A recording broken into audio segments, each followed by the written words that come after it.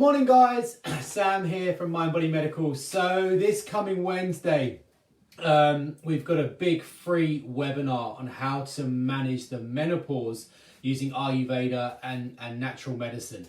And we opened the doors to that earlier in the week. And since we opened the doors, we've received a tremendous number of emails and questions and posts around what our stance is on HRT, hormone replacement therapy for the menopause. Okay, so I thought I'd just come on here quickly and just do a video to answer that rather than a long written post.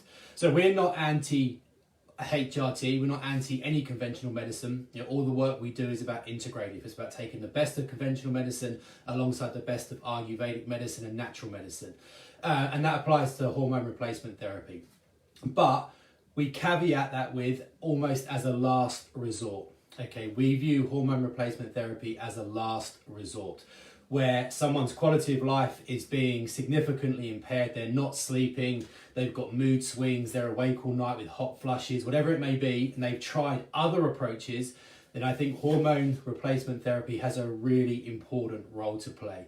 But why not try natural approaches first? Why not try evidence-based natural medicine first? Because in preparation for the webinar next week, I've just been reviewing the research around HRT and cancer risk factors. Okay, and I'm sure there's all kinds of ulterior motives in different camps, but there is quite a big movement to silence and downplay the cancer risks associated with HRT. Okay, it's a small risk relative to other variables, but just reviewing some very big research findings published in the British Medical Journal, a very, very powerful study. And that research, alongside lots of other research, speaks for itself, which is hormone replacement does increase risk factors for breast cancer and some other cancers. And that's unequivocal. It's very hard to argue that point. Hormone replacement increases the risk factor for hormone-dependent cancers. Okay, it's a small risk, but is it a risk we want to run? So to my mind, when people come to us in our clinic, when we're managing the menopause, we're definitely not saying don't use HRT. We're saying let's try and use evidence-based, safe, natural alternatives for 3, 4, 5 months to see how we go. If we're getting positive improvements, let's stick with that and avoid the risks, even if they're small, that come with HRT in the context of cancer. If the natural approaches aren't working, if the Ayurvedic approaches aren't working, then we can make an informed decision around what HRT we're going to use, the risks associated with that compared to the rewards. But the menopause isn't an acute issue. It's not something we have to rush into. We can manage it in a longitudinal way. So for people who have been asking about HRT and whether they should go on it, that's a decision that obviously everyone has to make themselves. But my view is, why not try evidence-based approaches first? We know there are lots and lots of herbal medicines that we know can support the female body through the menopause. Herbs that have natural estrogens in that can elevate estrogen naturally to reduce the side effects of falling estrogen. We know there are herbal medicines that can reduce the thermoregulatory symptoms, hot flushes, night sweats, things like that. Very evidence-based herbs for supporting mood swings, depression, anxiety, for supporting sleep, for reducing bone and joint aches, for reducing the risks of osteopenia and osteoporosis, the full gamut.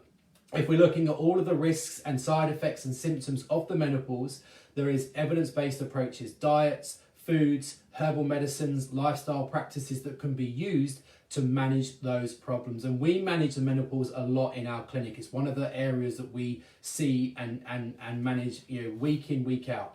And with absolute sincerity, it's very rare where if someone's committed to the natural approach and they're prepared to put the effort into modifying their diet and taking the right approaches and using the right herbal prescriptions, it's very rare that approach isn't effective enough to require the need to not use HRT. Okay, so that's my stance, that's my view on HRT. For those of you who've emailed us and written to us, it's not bad, it's a brilliant last resort. We should view it as something we can use if we're not getting the response and the success we need, but it should be viewed as a last response, a last option, because why unnecessarily run the risk of elevated cancer risks when you can get a therapeutic positive response from natural approaches that don't run that risk.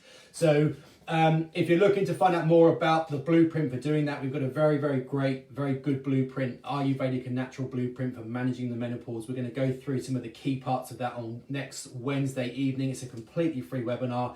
You do need to sign up. It's going to be on Zoom. We're about 60% full, so do grab a place if you want to join us. All the details are on the website, mindbodymedical.co.uk. Other than that, have a lovely weekend, everyone, and I'll see you soon.